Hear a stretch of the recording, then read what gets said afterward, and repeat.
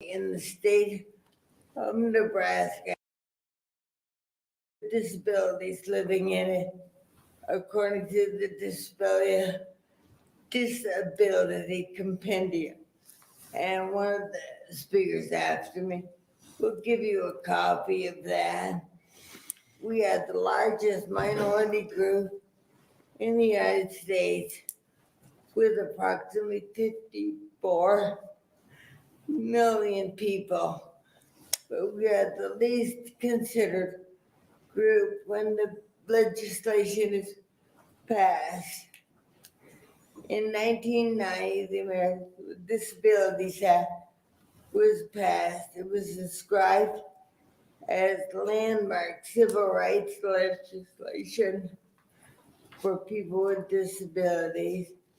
In 1999, the U.S. Supreme Court released a decision saying people with disabilities needed to live in the least restricted environment, and states had to develop a plan.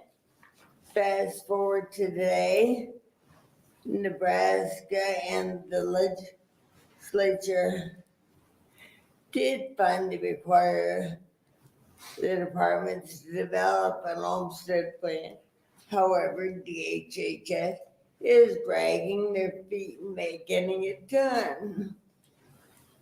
We still are seeing many instances where people with disabilities, you can't even cross the county line if you're a person with a disability.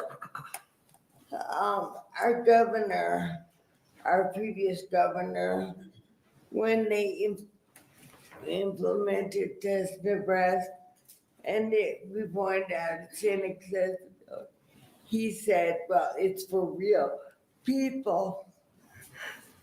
In my mind, that means I'm not a real person. I find that kind of offensive.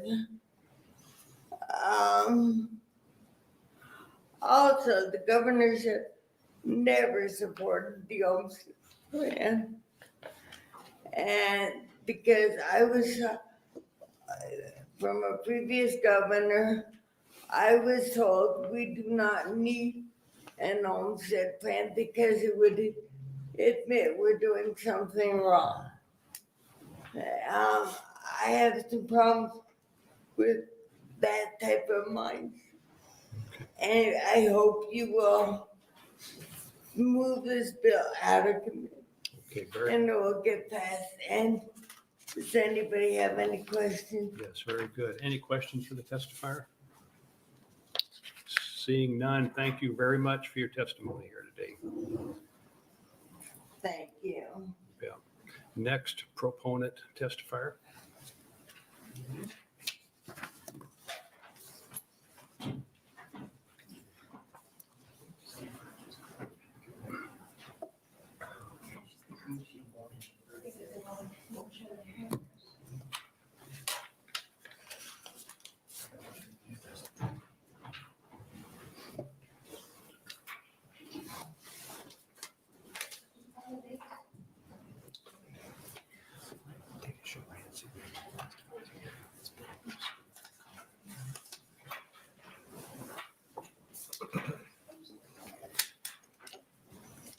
And how many testifiers do we have on LB 39 today? Thank you. Good afternoon and welcome. Thank you. Good afternoon, members of the executive board. I would first like to thank Carol for bringing this important issue forward. My name is Deanna Henke, DeannaHenke. I'm a person who lives in Lincoln with a disability, and I am here today to testify in favor of LB 39. When bills are voted on in our unicameral, historically, people with disabilities are completely ignored. The few times that we have had senators who have looked into what impact it would have on us, they have asked able-bodied people. The people that know the impact this would have on us are those of us who live the experience, those of us who have a disability and live with it every day that know the impact it would have. The impact it would have on our lives is never considered. People with disabilities make up 25% of the population. By not considering us, you are alienating 1/4 of your constituents. Some bills, such as those in voting, education, transportation, and housing, can have a very negative impact on us. For instance, I have been actively searching for wheelchair accessible, affordable housing for over 5 years. The only accessible, affordable places in Lincoln have years-long waiting lists or cost more than an entire disability check per month. Because of this, I cannot use my wheelchair at home and have had several bad falls, some of which ended me up in the emergency room. Yet accessibility and affordability were not discussed when housing bills were considered. When people from the disabled community testified concerning the seclusion and restraint bill, we were told that this bill affected normal children, not children with disabilities. I wrote to the senator that called the children without disabilities as the only normal children, and told him that this was offensive and told him what language would be acceptable and asked him to please contact me back. And of course, I never heard from him. We're not asking for special rights. We're only asking to be seen, heard, and treated as valued members of Nebraska. Our motto is nothing about us without us. To find out what impact bills would have on the disabled community, any members can be contacted at the ADA Task Force, the League of Human Dignity, Independence Rising, the Statewide Independent Living Council, and many other places that have disabled people. Please correct this problem and show that our representatives consider all Nebraskans, not just the able-bodied ones. And I welcome any questions you have. Thank you. Any questions for the testifier? Seeing none, thank you very much for your testimony. Thank you. Next proponent testifier, please.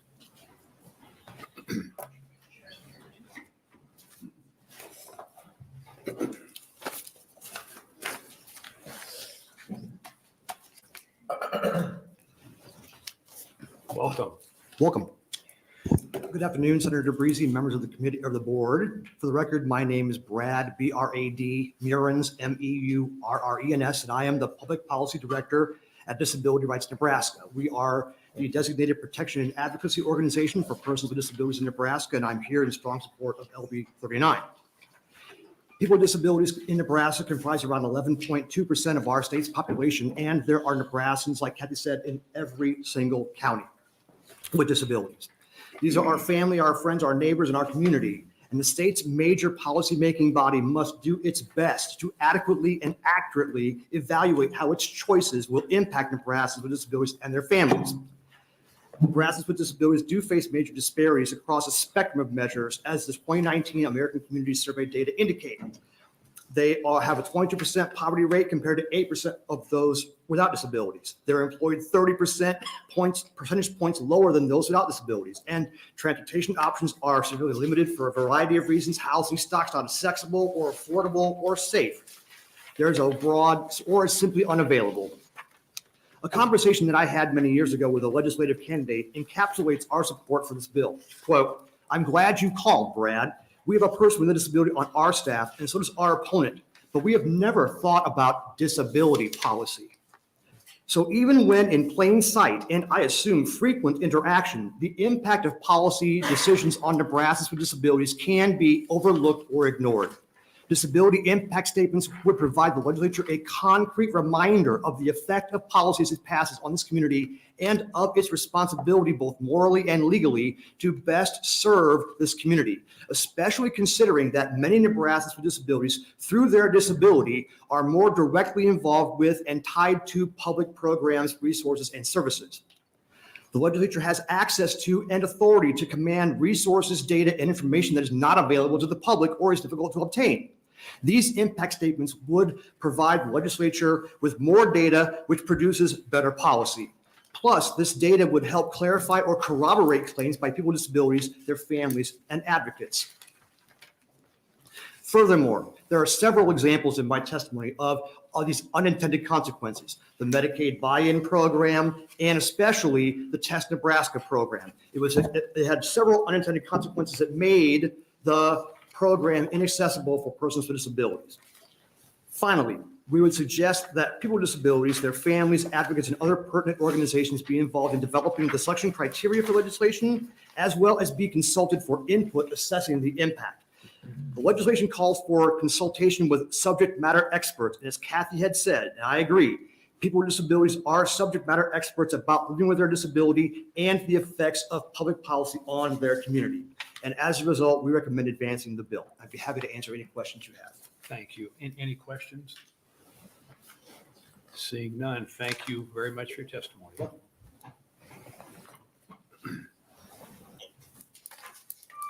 Next proponent testifier, welcome. Well, thank you. Good afternoon. My name is Peggy Reischer. It's spelled Peggy, Reischer, Reisher. And I'm the Executive Director for the Brain Injury Alliance of Nebraska. I'm here before you to testify in support of LB 39. I want to thank Senator Blood for introducing this. In the work that I do, I have the opportunity and time to spend advocating for individuals with disabilities that are often invisible to the general public. Those are disabilities that are caused by brain injury. Requiring an individual to, the best way I could think to illustrate the idea of to this committee today, I'd like to provide you with an example that you'll be considering later on in the session. Requiring individuals to have a driver's license or state identification card in order to vote is an example of a policy that would have a disproportionately negative impact on individuals with disabilities. A significant portion of individuals with disabilities do not drive, so they do not need to maintain a driver's license. The process of going to the DMV to obtain license or state ID may create physical and financial obstacles for that individual with disabilities that cannot be reasonably overcome. This is an example of a policy that may have unintended consequences, reducing the number of persons with disability to vote simply because they cannot obtain a driver's license. A disability impact statement would assist the legislature in making decisions about proposed policies, potentially eliminating any unintentional disparities before they occur. I'm certainly not naive enough to think we'd be able to eliminate all disparities for individuals with disabilities, but with diligence and intention, the Nebraska Legislature can be an effective stewards of the basic principles of the public policy of do no harm. I appreciate your service and ask for a favorable consideration of LB 39. And thank you for your attention.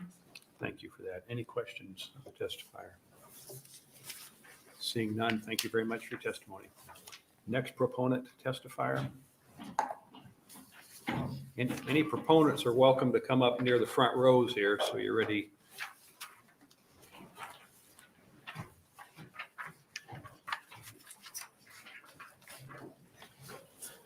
Welcome.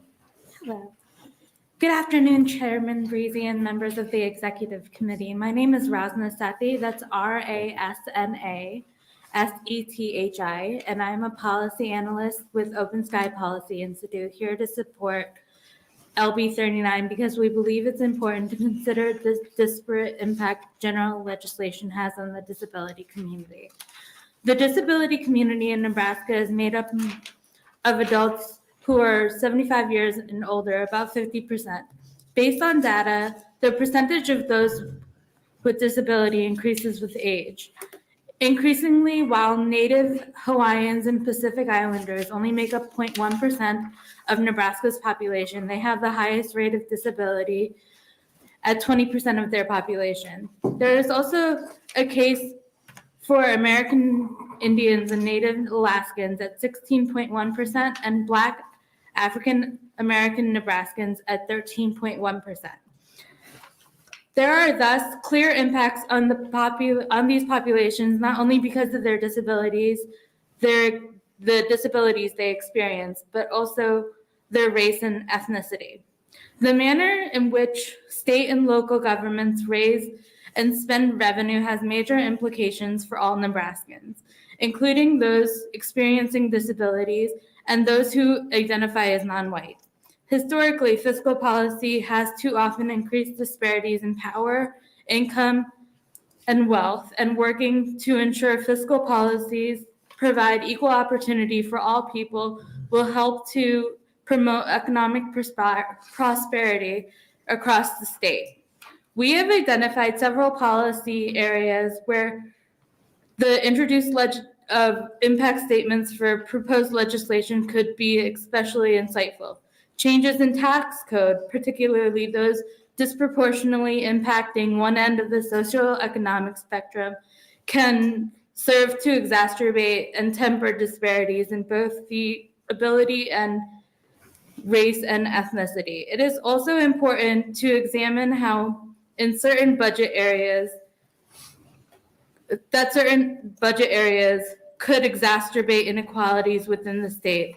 Health, education, and transportation funding in particular areas are vital for shared prosperity, and health spending is critical for those Nebraskans experiencing disabilities, as our Medicaid and Medicare spending has direct impact on the care they receive. There are several resources that examine a number of different disparities, which Open Sky believes could aid in the development of impact statements for proposed legislation. The U.S. Census Bureau's American Community Survey tracks SNAP and school enrollment by race and ethnicity, as well as income and poverty status of families. The Kids Count Data Center disaggregates children at Title I schools by race and ethnicity at the state level. There is a growing trend in incorporating racial disparities in data collection, as demonstrated by the Centers for Disease and Control and Prevention's Health Interview Survey. The data are certainly available to conduct through a thorough analysis of the racial impact for proposed legislation. With an increasing availability of all kinds of data, we strongly support and believe in doing everything possible to evaluate the impact of proposed legislations on our neighbors experiencing disability, and urge the committee to advance LB 39. With that, I'm happy to answer questions. Thank you. Thank you. Any questions? Seeing none, thank you very much for your testimony. Next proponent testifier.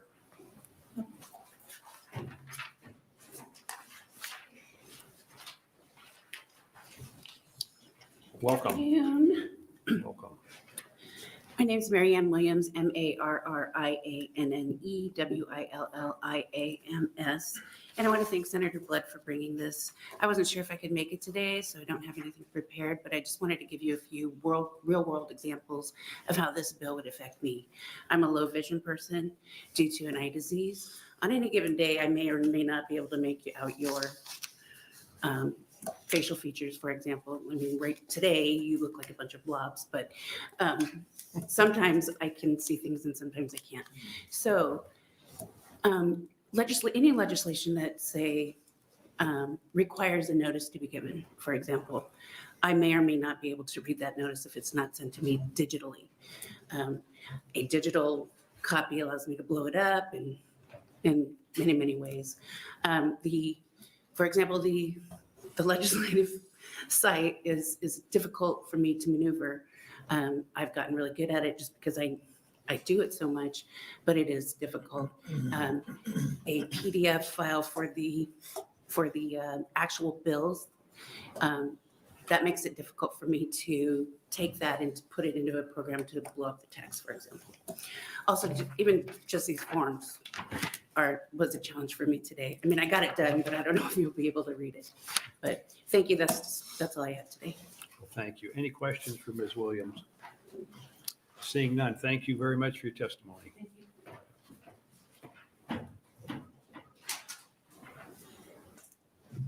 Welcome.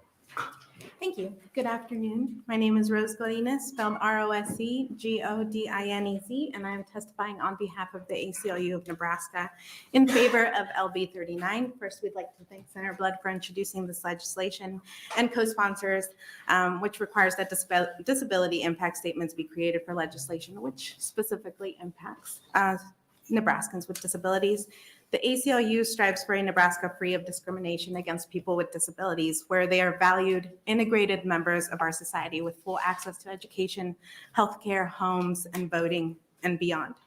Nebraska is home to over 218,000 Nebraskans with disabilities, yet nationally and in many cases in Nebraska, they're disproportionately overrepresented in students who are physically restrained, in jails, and in prison. For those reasons, the legislature should make informed decisions regarding the legislation potentially impacting Nebraskans with disabilities and advance LB 39 to general file. Thank you. Very good, thank you. Any questions? Seeing none, thank you very much for being here. Next proponent testifier, please. Welcome. Good afternoon. My name is Arlo Hettle, spelled ARLOHETTLE, and I'm the Grassroots Advocacy Coordinator at the Nebraska Civic Engagement Table. We're a member organization serving around 70 other nonpartisan nonprofit organizations across the state, and our mission is to ensure every community across the state has the opportunity to have a seat at the table and be involved in the policy decisions that affect their lives. We would like to offer our support for LB 39 and thank Senator Blood for working to make the legislative process more inclusive and highlight the disparate effects that legislation can have on those with disabilities. This bill provides an opportunity for legislatures to mitigate the unintended consequences that can occur when legislation is passed without considerations of its effects on people with disabilities. For example, much of the policy work the Nebraska Table does relates to bills on voting and other forms of civic participation. People with disabilities often face greater barriers in casting their votes, and it is important for policymakers to consider such barriers when writing legislation about electoral processes. If a voting bill were to require physical steps like going to a DMV or an election commissioner's office in person at some point in the process, someone with impaired mobility would be negatively affected by that policy choice. One hurdle to civic participation as a whole is people feeling that their government does not fully represent them. This can include being at the receiving end of negative unintended consequences of policy decisions. If we want to increase the civic health of our state and ensure participation from voices that have historically been left out of the conversation, we need to start by showing a commitment to undoing some of the damage that has been done from previous legislation. A great way to do that is devoting more of our resources to researching the potential disparate impacts that bills could have. The table would support including people with disabilities in those discussions and decision-making processes whenever possible. As Nebraskans, we believe deeply in fairness for all people. By making the effort to study the impact of proposed legislation on the thousands of Nebraskans with some form of disability, policymakers have an opportunity to advance fairness and reduce harm. For those reasons, we ask you to support LB 39. Thank you. Thank you. Any questions? Seeing none, thank you very much for your testimony. Next proponent testifier, please.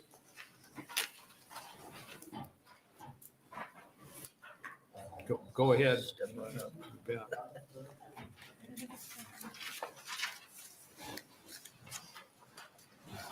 Welcome. Good afternoon.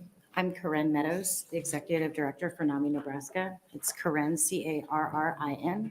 My last name is Meadows, M-E-A-D-O-W-S. Thank you.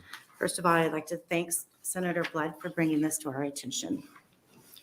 Dear Senator Brees and the members of the Executive Committee, on behalf of the National Alliance of Mental Illness Nebraska, I want to thank you for this opportunity to provide testimony to you today and add our support of LB 39 as part of the public record. The Americans with Disabilities Act passed in 1990 includes psychiatric disabilities in its coverage and its definition of disabilities.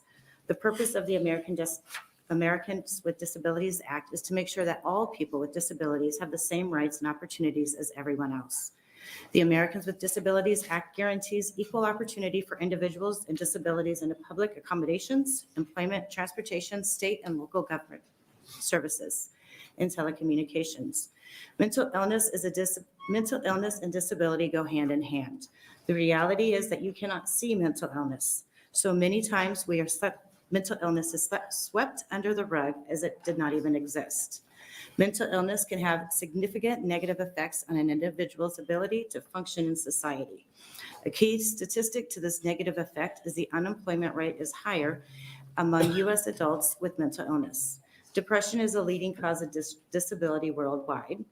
There are many more statistics to justify how psychiatric disabilities pose a significant negative effect on individuals' ability to function. First, mental illness causes $193.2 billion in lost earnings each year in the U.S.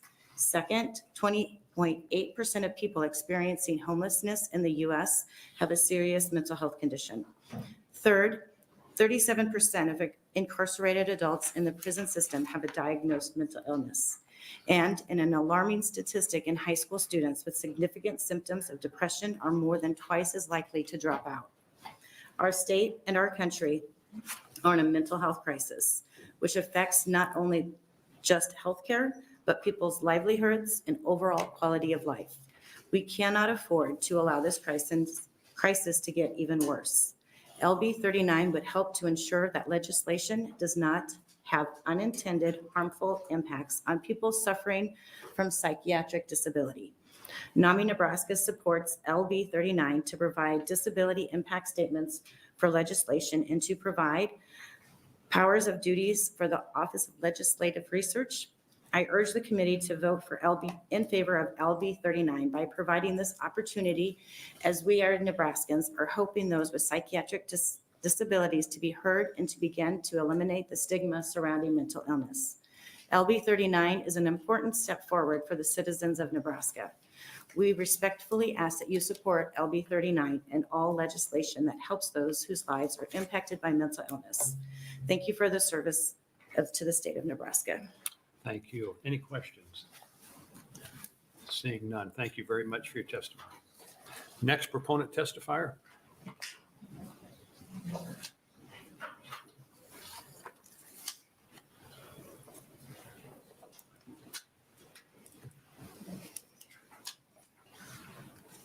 Welcome. Welcome, sir. Thank you, Chairman Breezy, for the committee, members of the committee. My name is Josephine Litwinowitz, JOSEPHINELitwinowicz.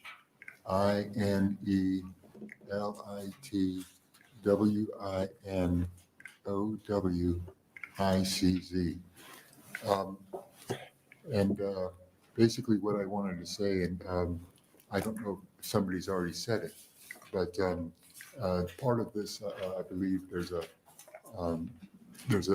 committee of some sort where there's people that decide, about the impact statement, the financial aspect. Well, I noticed that it didn't explicitly say someone or some people with disabilities. And I say that because different disabilities may have different impact statements. And I know that different kinds of disabilities were all unique, and they really, in a physical space and maybe in a mental space, it makes a difference. And so without getting that input as far as, well, I was kind of annoyed, not just to see it, just to not see it, but it's actually essential. And so also, disability, probably, I don't know, but definitely disability can be associated with forms of mental illness. And, I suffer from mental illness, and which is part of the reason why I became homeless once. And then it was a miracle through Lutheran Family Services that I found a place. And so with that, I think my disability suffers from me, though. I think I'm a little bigger. Anyway, that's it. Thank you. Thank you for your testimony. Any questions? Seeing none, thank you very much for your testimony. Thank you. Next proponent testifier.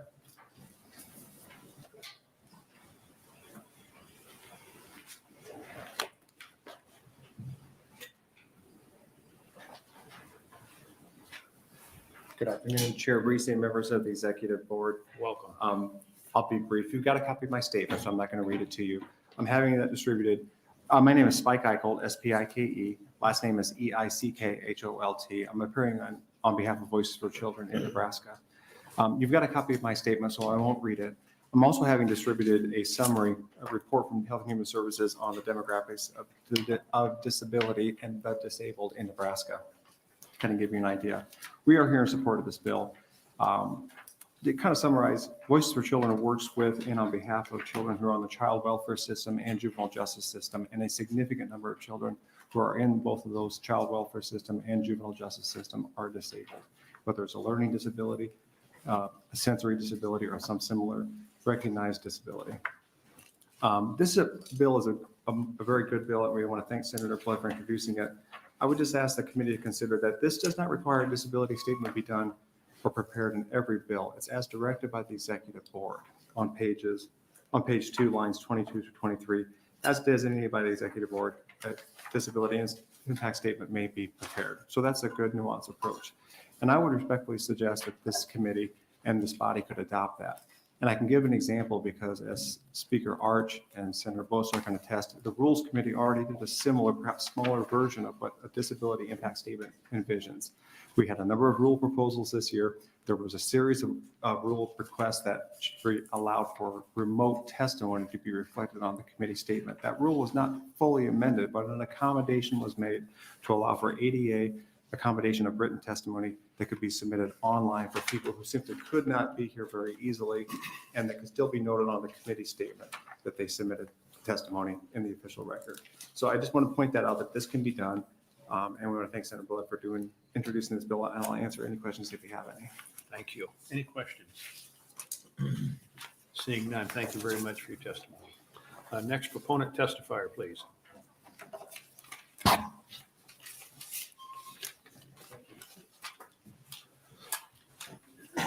Good afternoon.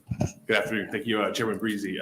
My name is Dunixi Gureca. That's D-U-N-I-X-I, last name G-U-E-R-E-C-A. I am the Executive Director of Stand for Schools, an organization that advances public education here in Nebraska.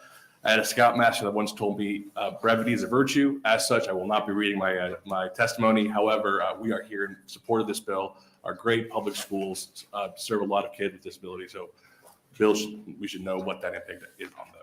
Thank you so much. Very, very good. Thank you. Any questions? Seeing none, thank you very much for your testimony. Any other proponent testifiers? Welcome. Hello. Hi, my name is Edison McDonald, E-D-I-S-O-N, M-C-D-O-N-A-L-D, representing the ARC of Nebraska. We advocate for people with intellectual and developmental disabilities. You've already heard about the ethics and the importance of accessibility. I want to talk about a couple of other pieces. I think one of the things that I've really realized in this work is how many things we don't realize, we don't think about impact the accessibility of a building. We don't think about doors and not being able to grab them because we don't have full mobility in our hands and being able to twist and open a door. We don't think about what happens if we were to get a raise and say we got a couple $1 an hour raise and then would lose $60,000 a year in Medicaid coverage that helps to keep us alive. We don't think about what it looks like if we have to go and say, are we going to send our kid to foster care? Are we going to get divorced? Or is our kid going to die because they can't get access to the medical coverage that they need? These are the conversations that I have to have with our members all the time. And it's a whole different reality than many of us are used to dealing with.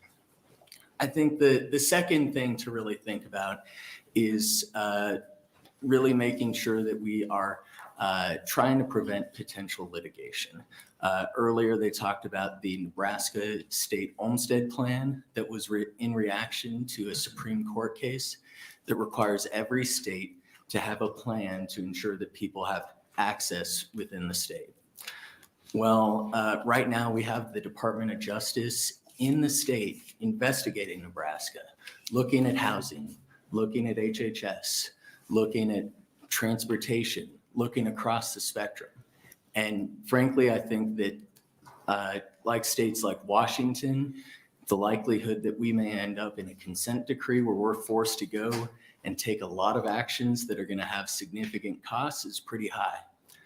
So we need to go and proceed with these disability impact statements to make sure that we're thinking through what that means and how that could impact us in terms of litigation and financial responsibility. And lastly, I just want to say, Nebraska has been a leader in the disability arena since the start of the deinstitutionalization movement. We had amazing folks who really led the charge. This is an opportunity for Nebraska to be a leader in the disability world again. So I hope that you'll support this bill. Thank you. Any questions? Any questions? Seeing none. Thank you very much for your testimony. Any other proponent testifiers? I see none. We do have ADA written accommodation testimony from Don Drew and Mary Angus. With that, do we have any opposition testifiers? Seeing none. Any neutral testifiers?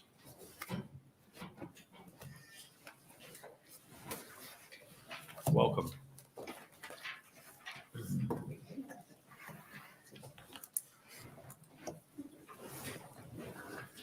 Good afternoon, Chairman Breezy, members of the Executive Board. My name is Benjamin Thompson. It's BenjaminThompson.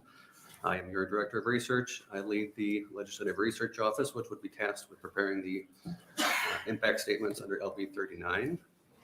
Our office is charged with providing nonpartisan public policy and legal research to all the senators and the staff in the building, or in the legislature rather, and we would be happy to provide any additional assistance that's requested of us, any additional data that would help you provide meaningful or have meaningful debate, appropriate legislation, and ensure that there's no unintended or at least unanticipated consequences. And I'd be happy to answer any questions. Thank you. Any questions? Do you have any idea what would this impose any sort of a burden on your office, or what the cost would be to facilitate this? Well, it's hard to predict without knowing how many bills are going to be included, but I would say that, well, first of all, we do have a line item for contracting with outside subject matter experts, if that is appropriate. The current staffing may or may not be adequate depending on the volume of them. I will say though that our office, all of our research analysts are at the Research Analyst 1 classification. And I anticipate that moving some or all of them to Research Analyst 2 would probably be appropriate. Okay, thank you. Thank you for your testimony. Thank you. Any other neutral testimony? Seeing none. With that, Senator Blood, you're welcome to close. We do have a handful of written position comments, 8 proponents and 5 opponents. Welcome back, Senator Blood. Thank you, Chair Breezy. I'll be as brief as I possibly can because I know you have one more bill. I want to first address the opposition because I did read those prior to the hearing. And the theme is always government overreach, don't put money into bigger government. We're actually doing the opposite of that. I think it's really important. You see your fiscal notes. You've heard Ben from LRO. We're not creating bigger government. We're not expanding the government. We're not pumping millions of dollars into something. What we're doing is utilizing an existing source whose daily task is research. So the other thing I want to point out is that continually throughout today's hearing, I heard the same words over and over again. Invisible, we want consideration, and disparities.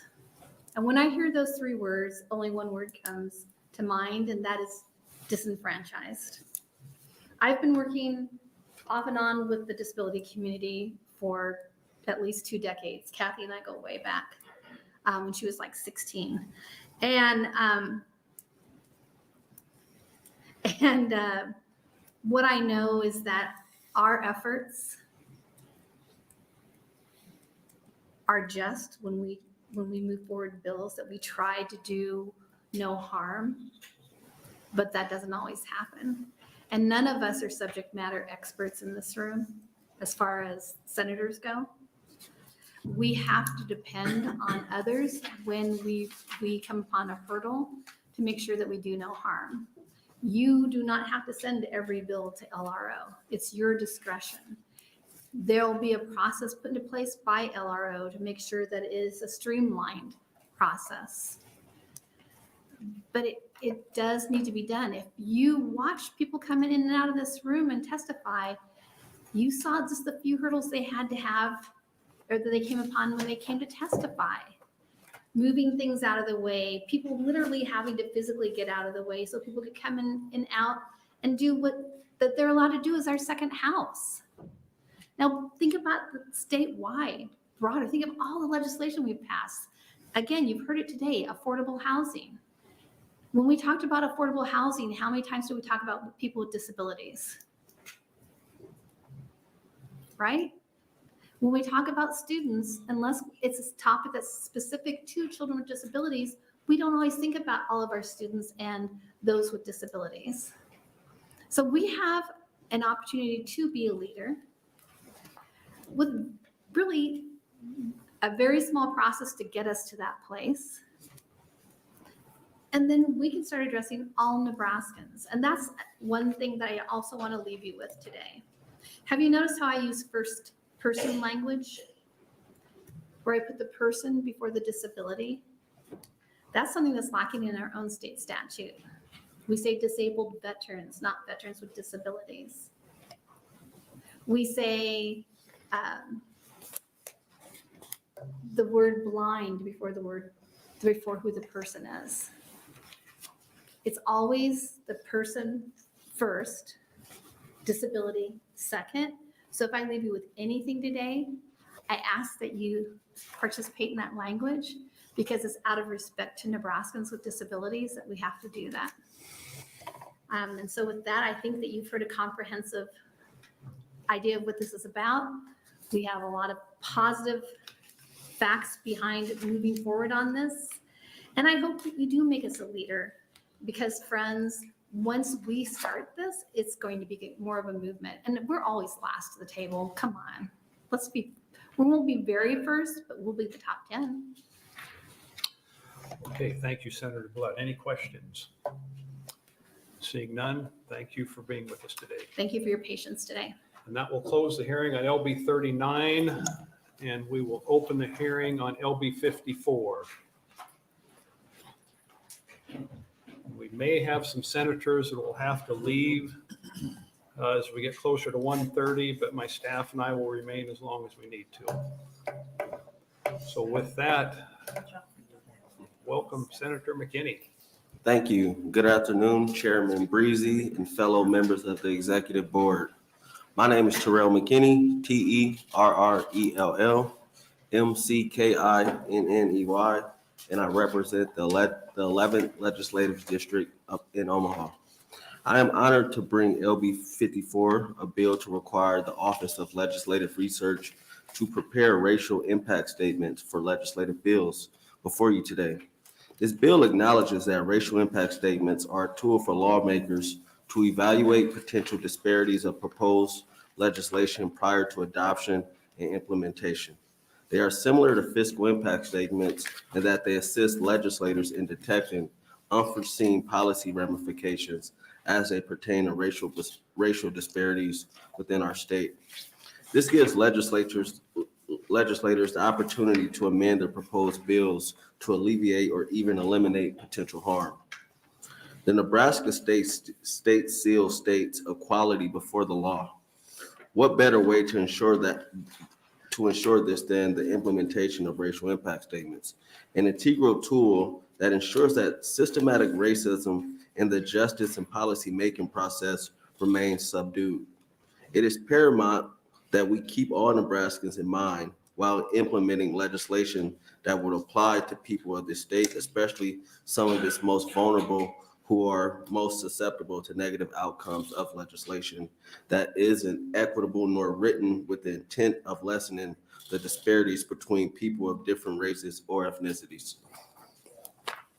Under this bill, every legislative bill that relates to the criminal justice system, the juvenile justice system, prisons, jails, probation, or parole, and that if passed, may have a disparate impact on racial minority populations, must be accompanied by a statement pursuant to that impact. Every bill that passes through our legislative process should have racial impact statements attached. However, the decision to limit the focus to criminal justice came from my realization that in a state with an overcrowding crisis, a more centralized application would improve, hopefully, the conditions of Nebraska's criminal justice system. It is not breaking news relative to the greater Nebraska state population that Black, Hispanic, and Native American individuals are overrepresented in our child welfare system, juvenile justice system, and the Nebraska Department of Correction admissions. In a report released by the Sentencing Project, it stated that in Nebraska, Black residents are incarcerated at a rate nearly 9 times of that of white residents, and Hispanic and Latino residents are imprisoned at double the rate of white residents. Racial impact statements are a tool for us to evaluate potential impacts on these disparities prior to the adoption, and allows us to rectify them before they cause any additional harm. This bill will also have additional benefits to taxpayers. The Omaha World Herald released an article titled "Paying the Price," explaining that laws passed in Nebraska that heightened penalties on certain offenses and steered hundreds of incarcerated individuals from federal prisons into the state system, adding a tab for Nebraskan taxpayers while also increasing the disproportionate representation of Black, Hispanic, and Native American individuals, especially those that are from zip codes in my district. My thinking is that implementing a system in which these types of impacts can be evaluated before bills are passed can help us alleviate even the most minuscule of consequences. In passing this bill, the state of Nebraska would also be in good company. 9 states, Colorado, Connecticut, Florida, Maine, Maryland, New Jersey, Oregon, Virginia, and our neighboring state of Iowa have already implemented mechanisms for the preparation and consideration of racial impact statements. We cannot shy away from the conversation because it's deemed uncomfortable. What should be uncomfortable is that we champion our state as the good life state, but we have in the past and currently continue to push forward legislation that will have negative effects on minority populations in our state. We must ensure that we pass legislation with all Nebraskans in mind. It is clear that without racial impact statements, we will continue as a state to introduce and potentially pass legislation that continues to perpetuate systematic harm. I encourage you all to move this bill forward and onto the floor to move our state in a better place. And I'm open to any questions. Thank you. Thank you, Senator McKinney. Any questions for Senator McKinney? Seeing none, thank you very much. First proponent testifier.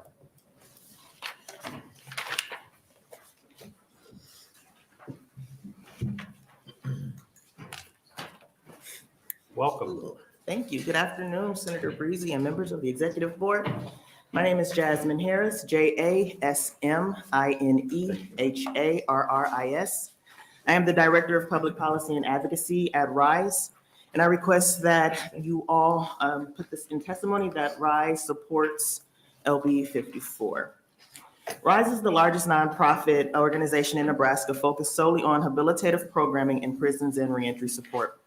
Our overall mission is to break generational cycles of incarceration. We want to thank Senator McKinney for introducing this legislation and Senator Vargas for introducing it in previous sessions.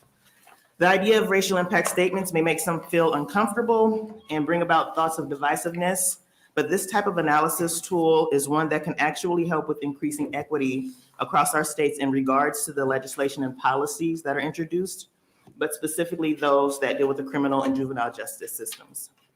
At RISE, we see the racial disparities in Nebraska's criminal justice system on a daily basis.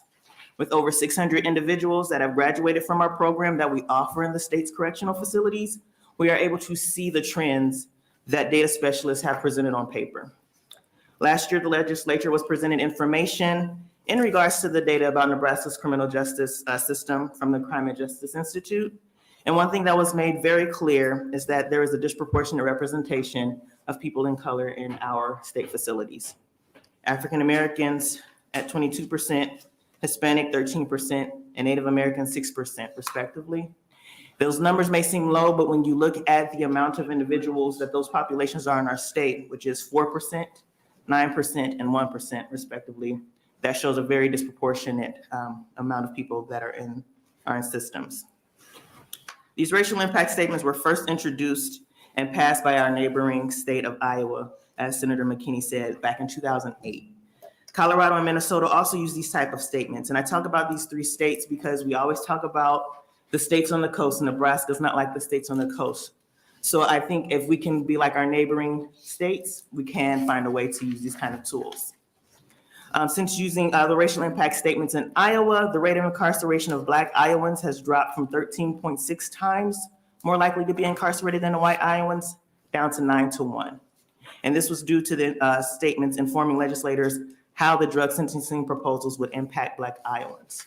What I've handed out to you is a fiscal note from the Legislative Services Agency that serves Iowa Legislature. And if you turn to page 3, it talks about the correctional impact and the minority impact at the bottom. And one of the things that I want to pull to note is the last sentence where it says, to the extent the bill shifts serious misdemeanor convictions to aggravated misdemeanor convictions, there will be an increase in the length of stay of minority offenders in the corrections system.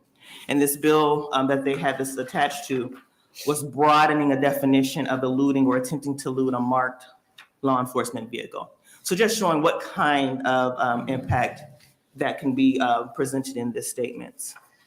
So knowing that we have an overrepresentation of people of color in our criminal justice system, seeing the devastating outcomes that incarceration has had on many families because of generational cycles of incarceration, the unintended consequences that follow a person after incarceration, and the impact this has on communities across our state, it is imperative that we begin to look at how people of color are impacted by the legislation in Nebraska, specifically around the criminal and juvenile justice systems. I do want to point out, contrary to belief, people of color do not commit more crimes than other groups. It is a result of over-policing in communities that create more contact. So therefore, it seems like there are more people who commit more crimes. For these reasons, RISE supports LB 54 and asks that committee members vote this bill out of committee to general file. And with that, I'll take any questions. Thank you. Very good, thank you. Any questions? Seeing none, thank you very much for your testimony. Next proponent testifier.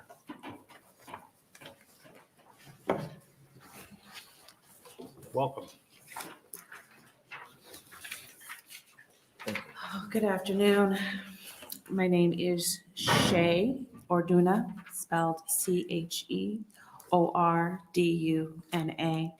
and I am here speaking on behalf of Heartland Family Service in support of Senator McKinney's LB 54 for racial impact statements.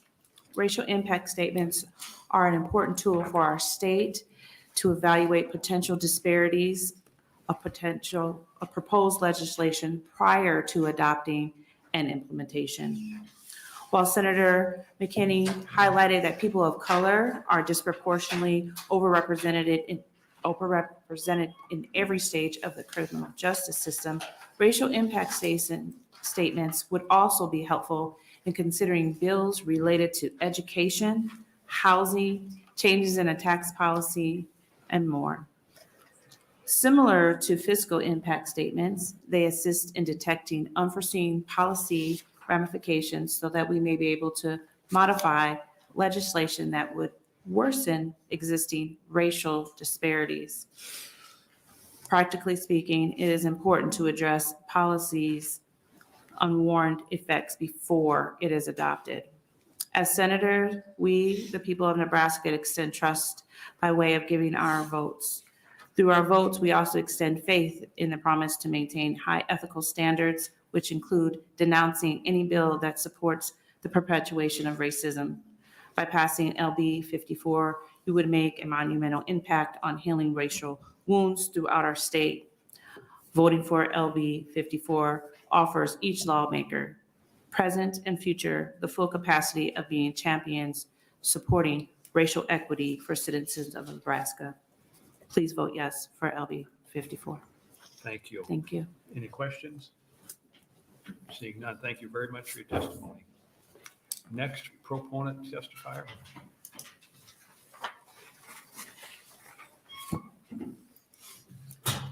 Welcome. Thank you. Again, I don't have anything prepared. My name is Mary Ann Williams, MARRIANNE, WILLIAMS. I just want to give another real world example. In just a little bit, I'll be testifying at a bill for Senator Sanders on the Asian American Commission. And while I fully support that commission, I do have concerns as a Samoan. Pacific Islanders are not included in that bill. We are always lumped together as a group, AAPI, Asian American Pacific Islanders. So to me, my concern is what is my chances of coming to you, one of you later, and saying, we need representation, and you thinking we already have it because there's an Asian American Commission. It's very possible that Senator Sanders doesn't like us all being lumped together either, but I do. That's just one way my people could be disenfranchised by that bill. And that's all I have today. Thank you very much. Any questions? Seeing none, thank you very much for your testimony. Next proponent testifier, please.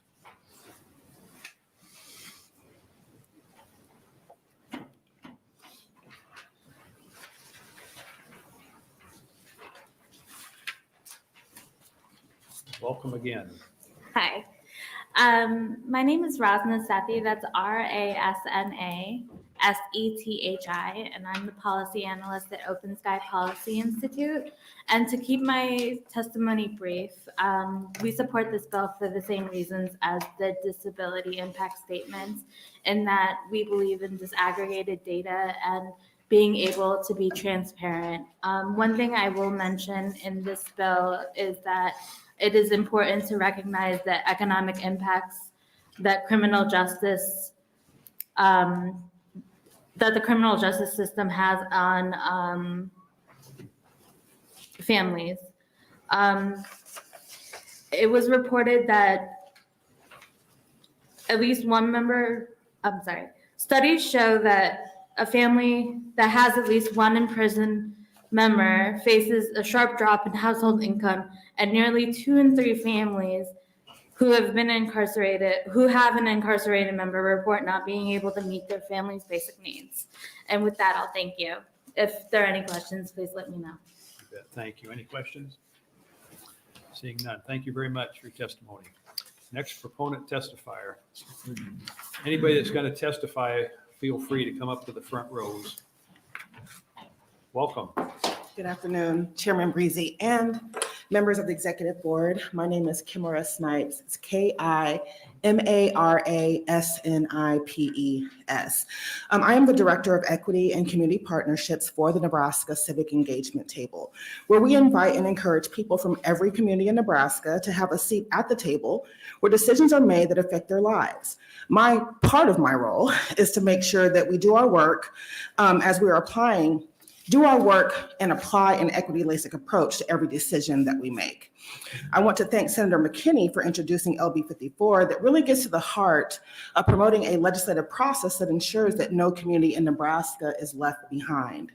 I spoke recently at a rules hearing regarding racial impact statements. As a Black woman who researches and practices intellectual curiosity, I left with a range of emotions, one of them being concern.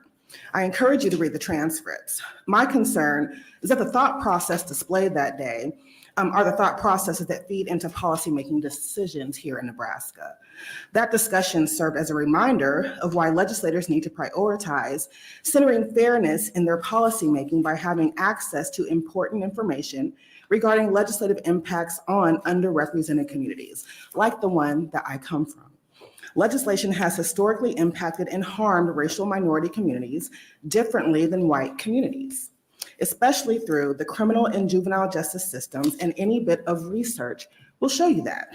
Interaction with the criminal and juvenile justice systems disproportionately harms people of color, including through eligibility and ability to participate in civic life. For example, Black people, Indigenous people, and people of color comprise 22% of the state population, yet make up only 8% of the voting population. System involvement creates barriers to civic engagement and democratic participation, including through legislation that overtly strips people of their voting rights. As someone who travels across Nebraska, I recognize how we all want to live in the best possible state. At the same time, so many of us are vividly unaware of what disparities are or how they exist. And we all have our own biases that we need to challenge with facts and data. In order to adequately address any existing gaps or disparities, it is absolutely necessary to be intentional and equity-laced when reviewing policy. As Nebraskans, we believe deeply in fairness for all people by making this effort for policymakers having an opportunity to advance fairness and reduce harm. For these reasons, we seek your support of this bill. Thank you for your service to our state. Thank you. Any questions? Seeing none. Thank you very much for your testimony. Next proponent testifier, please.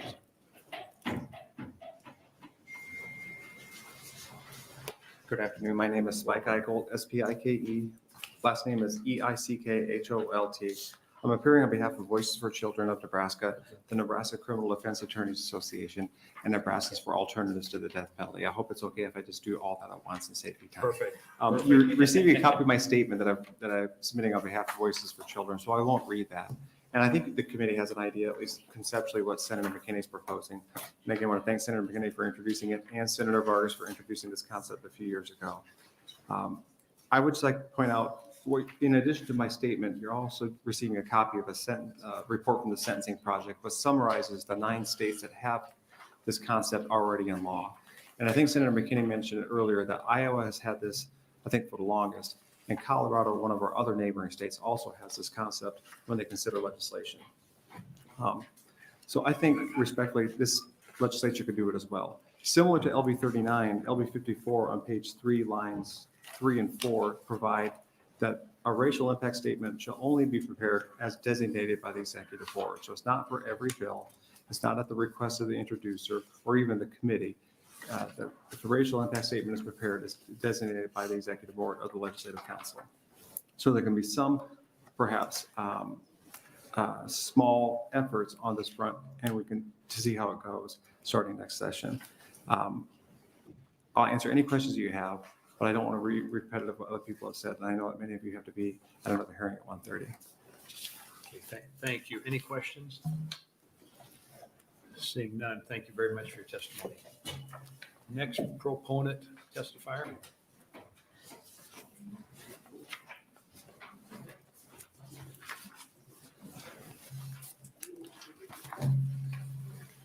Welcome. Thank you. Good afternoon. I am Karen Beldancy, KarenBellDancy, and I serve as the Executive Director of the YWCA of Lincoln. Our mission with the YWCA of Lincoln is the elimination of racism and the empowerment of women. We have had the pleasure of being in the Lincoln community now almost 140 years. So you can imagine over the decades, the work and the impact that we have had working with our community, working toward peace, equality, and justice and freedom for all. Like many of my colleagues before me, I will not read my complete formal statement. We have passed that statement out, but I do want to emphasize a couple of points that we see that are essential to the framework of the work that we do. I came in late into this hearing because I just left a training that we are engaged in with the GARE professionals. GARE is the Government Alliance for Racial Equity. And here in our community, it consists of those professionals that work for our government throughout the city and at the county level. We have been involved in training this group since July of last year, and we will continue until the end of June this year. Our topic is addressing racial and ethnic disparities. We know that they exist, and we're working to help to develop those kinds of conversations and giving the tools and resources to our government professionals here in our community. So as they work with clients, with teams, with each other, and interdepartmentally. This bill is very important for the work that we do. We support this bill because we know that these disparities exist, and they exist in starting with children as they are young as 5, and it goes on throughout life. These disparities are important for us to recognize, and we must address that. As I conclude my comments, I would like to offer up the resources that we have as the YWCA of Lincoln in identifying and working with racial disparities. The stories that we hear and the narrative that is presented to us amounts to how the average citizen, how they view things here in Lincoln, Nebraska. And until we have the legislation in place that addresses these kinds of things, it will continue to hamper those that cannot have that freedom and justice and equality. And that's what motivates our work. Thank you. Okay, thank you very much. Any questions? Seeing none, thank you very much for your testimony. Thank you for your time. Next proponent testifier.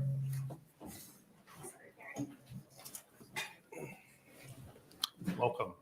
Thank you. Hello again. My name is Rose Galinas, spelled ROSEGODINEC, and I'm testifying on behalf of the ACLU of Nebraska in favor of LB 54.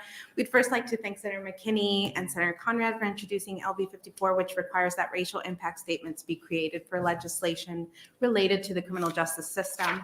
If advanced, LB 54 signals a strong commitment from you all at the Nebraska Legislature to racial equity in the legislative process, and in turn to live up to the state motto of equality before the law.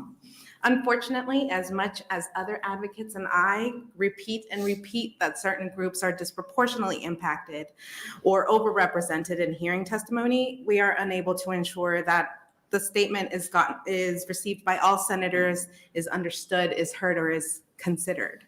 Whereas racial impact statements represent a significant tool already attached to a bill, allowing you to determine whether a proposed bill may have an adverse impact on people of color before it becomes law. This is important because while legislative bills may be racially neutral on its face, they can perpetuate racial disparities. And while racial impact statements do not end racism, again, I think this is a firm commitment to racial equity in the legislative process. And for those reasons, we urge you to advance this bill to general file. Okay, thank you. Any questions? Seeing none, thank you very much for your testimony. Next proponent testifier, please.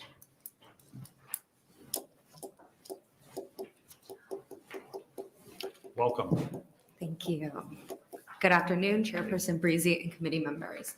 My name is Ruby Mendez Lopez, spelled RUBY-MENDEZ-LOPEZ, and I work with Nebraska Appleseed, a statewide nonpartisan nonprofit organization dedicated to justice and opportunity for all Nebraskans. Today, we are here to testify in strong support of LB 54, which would require racial impact statements for bills designated by the executive board and with a focus on bills relating to criminal justice, the criminal justice system, the juvenile justice system, prisons, jails, probation, and parole. Good government is responsible government.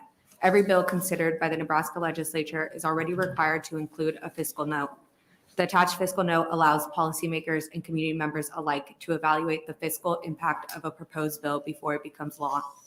This is viewed as a crucial part of the legislative process that allows consideration of the merits, drawbacks, or unintended consequences of a bill's fiscal impact. Like fiscal notes, racial impact statements require an explanation of the expected impact of a legislative proposal on the communities of color. This is an important tool for the lawmaking process. Many people think of racial discrimination on an individual level, rooted in individual beliefs and intent. This is interpersonal racism, but what we're talking about here is racial disparities that come from our shared and inherited history. History that has resulted in inequality and exclusion in our institutions and society. As just one example, the GI Bill offered free college and low-cost home loans to veterans after World War II. But redlining practices meant some veterans could buy homes only in poorer parts of town where property was worth less or couldn't access loans at all because of the color of their skin. The effects of past discriminatory policies and the racial residential segregation they created continue into the present and continue impacting communities today. We can see this in racially segregated communities of color experiencing more obstacles to homeownership, starting or expanding businesses, accumulating wealth, financing a college education, and generating property tax revenues to fund schools. This is just one example of structural racism, which does not rely on individual beliefs or intent. And these racial inequalities will continue unless we work together and make intentional choices to change it. Past history is not our fault, but it is our opportunity and responsibility to understand and fix it together to prevent future disparities and harm. For these reasons, we urge the committee to adopt LB 54 to require the inclusion of racial impact statements as a part of our legislative process. Thank you. Thank you. Any questions? Seeing none, thank you very much for your testimony. Next proponent testifier.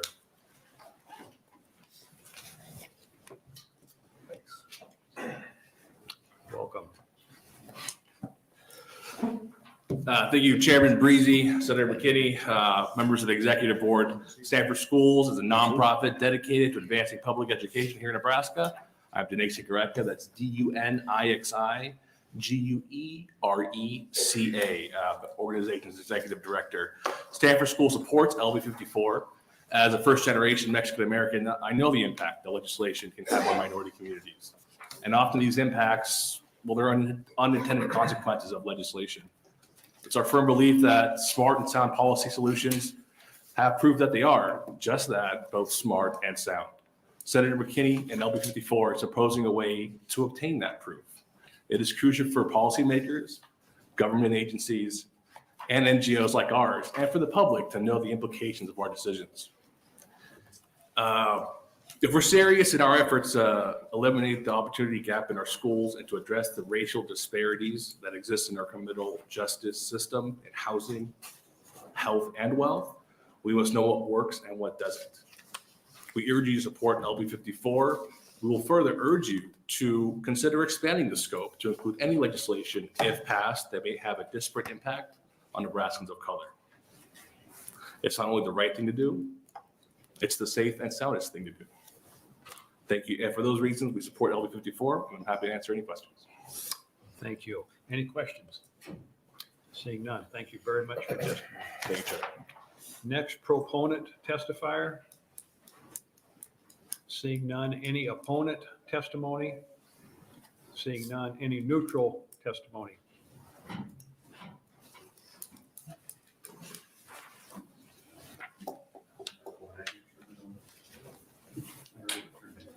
Welcome. Hello again. Benjamin Thompson, BenjaminThomson. And I'm your Director of Research, head of the Legislative Research Office, which would be tasked with preparing the racial impact statements. I'm here testifying in a neutral capacity on LB 54. To follow up on what was just mentioned there, I wanted to point out that in the time that these bills have been considered, Colorado passed a law in 2019 that requires demographic notes. And so as I think about the logistics, the methodology on how to approach this, I just wanted to read from the memo that the Legislative Council staff in Colorado put out at the end of 2019. It says, a demographic note uses available data to outline the potential effects of proposed legislation on existing disparities within the state. Disparities are defined in state law as a difference in economic, employment, health, education, or public safety outcomes between the state population as a whole and subgroups of the population as defined by socioeconomic status, race, ethnicity, sex, gender identity, sexual orientation, disability, geography, or any other relevant characteristic for which data are available. So as you consider this, if it's a direction you want to go in, maybe this is a plan C that can kind of merge everything together and approach it a little more comprehensively. But if that is the case or the direction that you want to go, we would probably want to hire a demographer to make sure that that gets done well and that we can continue performing all the other functions that we perform. Any questions? Any questions? I do just have a really quick question. So is that a scientific method of how to acquire that information? I mean, or is it subjective? A demographer is someone who studies the human population and all its characteristics, so I would consider it a science. Scientific, okay, thank you. That's all. Senator Geist. Thank you for that. Anyone else? Seeing no other questions, thank you very much for your testimony. Any other neutral testifiers? Seeing none, Senator McKinney, you're welcome to close. We have written position statements from 14 proponents and 8 opponents. Go ahead. Thank you, and thank you, members of the executive board, for sitting here through this, and thank you to everyone that came to testify today. I would say I hope that through this hearing, you see why it's important that we look at legislation through a holistic perspective, especially bills that deal with criminal justice, juvenile justice, prisons, parole, and anything of the sort. I think it's important because we have these disparities, and I don't think unless we hit them head first, we'll ever get beyond those disparities in our state. And, you know, we could say we have a great state, but we also have to identify that we have areas of improvement. And I think a big area of improvement is decreasing the amount of disparities inside of our criminal justice system. Thank you. Thank you. Any questions for Senator McKinney? Seeing none, thank you for being here today and No problem. bringing this. Thank you. And that will close the hearing on LB 54. And the hearings for